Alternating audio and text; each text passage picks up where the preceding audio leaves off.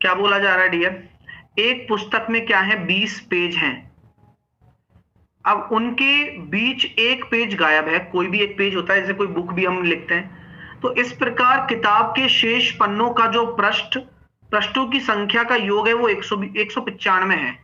तो आप मुझे बताइए कि किताबों की गायब शीट के दोनों ओर लिखे हुए अंक कौन से होंगे? बहुत अच्छा क्वेश्चन है। ठीक है, मैं आपसे कहता हूं कि अगर हमें 20 पेज तक लिखना है तो आपको ये बताइए कितने अंक हो जाएंगे आपके। तो n इंटू एन प्लस 1/2 यही होंगे। तो आपके 210 आना चाहिए जो योग करने पर। भाई अगर आप जोड़ोगे तो सबका क्या आना चाहिए, योग 210 आना चाहिए। 20 पेज तक लिखना है, लेकिन 210 की बजाय क्या आ रहा है? आपने कौन सा पेज बीच में छोड़ दिया होगा? एक ऐसा पेज छोड़ दिया होगा जिनका अंतर कितना हो, 15 हो। ठीक है सर। तो आपको पता है कि आपके लिए आपका जो उत्तर होगा वह होगा 7 और 8, तभी उनका 15 हो पाएगा। यानी कि भाई वो पन्ना है, मान लो बीच में पन्ना होता है, पेज होता है, तो उस पर 7 लिखा होगा और 8 लिखा होगा। क्लियर है? समझ में आया? हाँ सर। सोनू 15 घंटे में 30 केक बना सकती है ना? और सोनू और मोनू एक साथ 30 घंटे में 90 केक बना सकते हैं। तो सोनू 15 घंटे में 30 केक बना सकती है और सोनू और मोनू 30 घंटे में 90 केक बना सकते हैं। तो मोनू 10 घंटे में कितने केक बनाएगा? तो हम यहां कह सकते हैं कि यहां पर आपके सामने जो टाइम दिया गया है, जो यानी कि टाइम लिया गया है आपके लिए, तो टाइम टेकन, आपका जो टाइम है वह कितना होगा एक केक को बनाने का? टाइम एक केक के निर्माण के लिए, एक केक के लिए कितना टाइम लगेगा? तो 30 केक के लिए 15 घंटे लगते हैं, तो एक केक के लिए आधा घंटा लगेगा। ठीक है। अब सोनू और मोनू को कितना लगेगा? ये सोनू को एक केक का टाइम लग रहा है। अब सोनू और मोनू की अगर मैं बात करूं, उनको कितना लगेगा डियर? तो 30 घंटे में 90 केक बना लेती है। सोनू और मोनू मिलकर 30 घंटे में 90 केक बना लेते हैं। यानी कि यह दोनों मिलकर कितना केक बनाएंगे डियर? तो 90 केक अगर 30 घंटे में बन रहा है, तो यहां पर आपके सामने, हाँ, मैं आपके सामने बोलता हूं कि 90 केक इन 30 मिनट।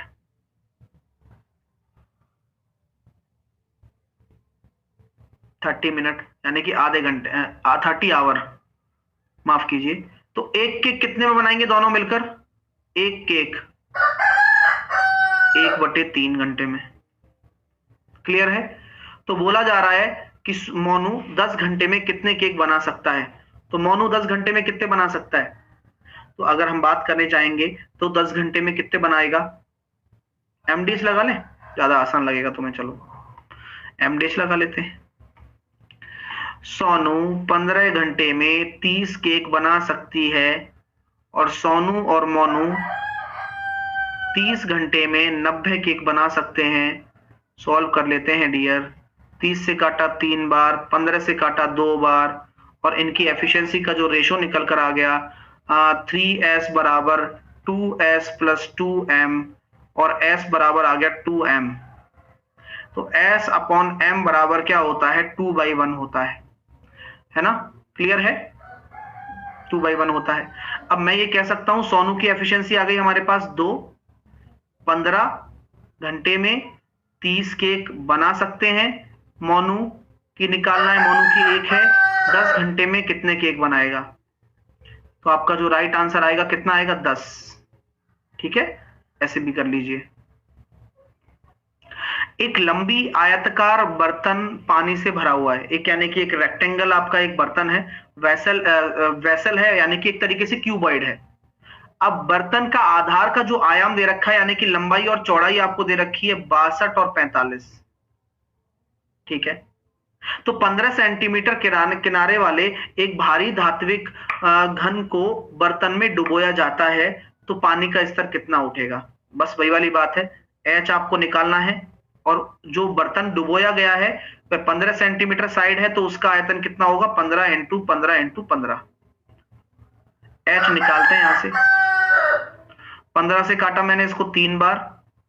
अब अप्रोक्सीमेशन जिंदाबाद था, है और रहेगा, और वही काम में लेना है आपको। ठीक है सर। तो मैं इसको लिख देता हूं 62 इंटू 3। तो 3 से काटा मैंने 5 बार। तो ये अप्रोक्स मेरा कितना हो गया, आप समझने की कोशिश करना कि मैं इसको आंसर कैसे देने वाला हूं। बड़ा ही शानदार तरीका बताऊंगा।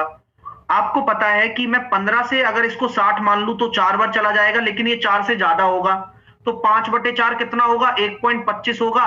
लेकिन क्या ये 1.25 सही होगा क्या? नहीं, 1.25 से ज्यादा होगा या कम? कम होगा सर थोड़ा सा। 180 मीटर लंबी ट्रेन है और एक 160 मीटर लंबा प्लेटफॉर्म है। 180 मीटर लंबी ट्रेन और एक 160 मीटर लंबे प्लेटफॉर्म और समान दिशा में दौड़ रहे एक पुरुष को 17 और 10 सेकंड में पार करती है, तो ट्रेन और पुरुष की गति मैं बहुत आसानी से बता सकता हूं डियर। मैं आपसे ये कहना चाहता हूं कि यहां पर 17 सेकंड ले रही है और यहां पर 10 सेकंड ले रही है। ये 7 सेकंड ज्यादा क्यों ले रही है? क्योंकि 7 सेकंड ज्यादा ट्रेन इसलिए ले रही है क्योंकि वह आपके लिए 160 मीटर ज्यादा भी तो तय कर रही है।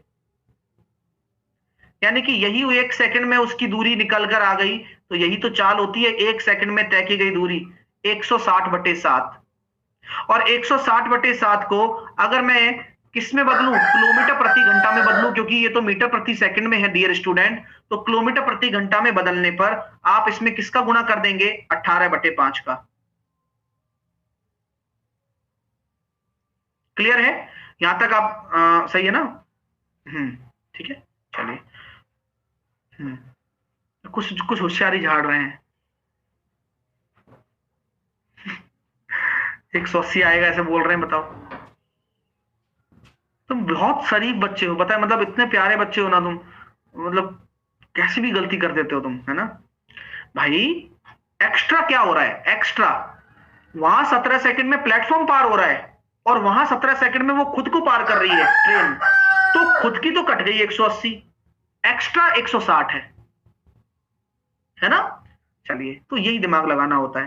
तो यहां पर हम इसको सॉल्व करते हैं, तो यहां से जो स्पीड निकल कर आ रही है वो कितनी निकल कर आ रही है, 32 × 18/7। अब फिर से हमारे पास क्या लगेगा, अप्रोक्सीमेशन। हाँ, अगर आप इसको 6 मान लेते हो तो 6 तिया 18 यानी कि 32 तिया 96। ठीक है, तो 32 तिया 96, लेकिन 96 से थोड़ा सा, यानी कि 96 हमने यहाँ पे 7 था और उससे क्या होगा आपका, थोड़ा सा क्या होने वाला है, गड़बड़ कर दी क्या हमने, कट रहा है क्या?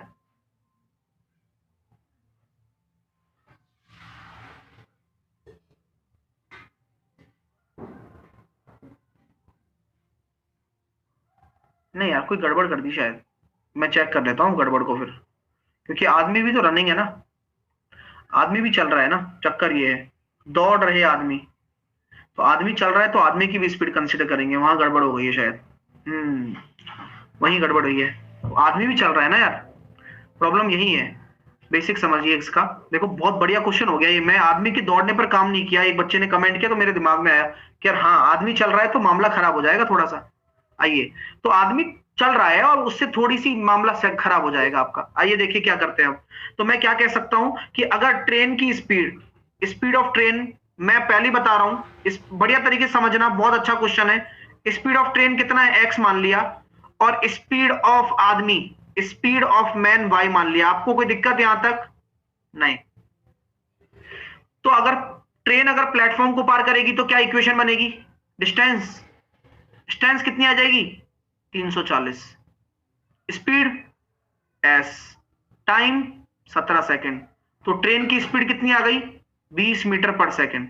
ये तो और आसान हो गया। तो ट्रेन की स्पीड 20 मीटर पर सेकंड आ गई, तो ये क्या कहता है, 18/5 से करेंगे तो 72 वाला आंसर होगा, ऑप्शन नंबर बी। लेकिन अगर डी दे रखा है तो इसलिए पूरा सॉल्व करके बता देता हूं, ठीक है। तो दूसरी बार में क्या होगा, जब किसी व्यक्ति को पार करेगी तो क्या होगा बताना। अगर ट्रेन किसी व्यक्ति को पार कर रही है सर, तो व्यक्ति को पार करने का मतलब साफ साफ ये नजर आता है कि वह खुद की लंबाई तय कर रही है, और व्यक्ति को पार कर रही है, समान दिशा में दौड़ रहा है, तो ट्रेन की स्पीड को आपने x माना है, व्यक्ति की स्पीड को आपने y माना है, और आपको 10 सेकंड लग रहे हैं। तो मैं मीटर पर सेकंड में ही निकाल लूं, कोई दिक्कत वाली बात नहीं है। 18 आ रही है, 18 × x - y, और x की वैल्यू 20 है, तो y की वैल्यू कितनी निकल कर आ जाएगी, 2। और 2 को आप किस में कन्वर्ट करोगे? किलोमीटर प्रति घंटा में। तो 18/5 का गुणा कर देना, तो 36/5 7.2। अच्छा क्वेश्चन है यार, बहुत अच्छा क्वेश्चन है और इजी भी है ना। आप बिल्कुल भी इसमें फंसना नहीं, और आसान क्वेश्चन है, मतलब है ना। बस इसमें बस कंसेप्ट कहाँ चेंज कर दिया मैंने, आदमी चल रहा था बस। तो ये बहुत अच्छा क्वेश्चन हो गया, तो आप पेपर में भी इस चीज पर ध्यान रखना, ठीक है।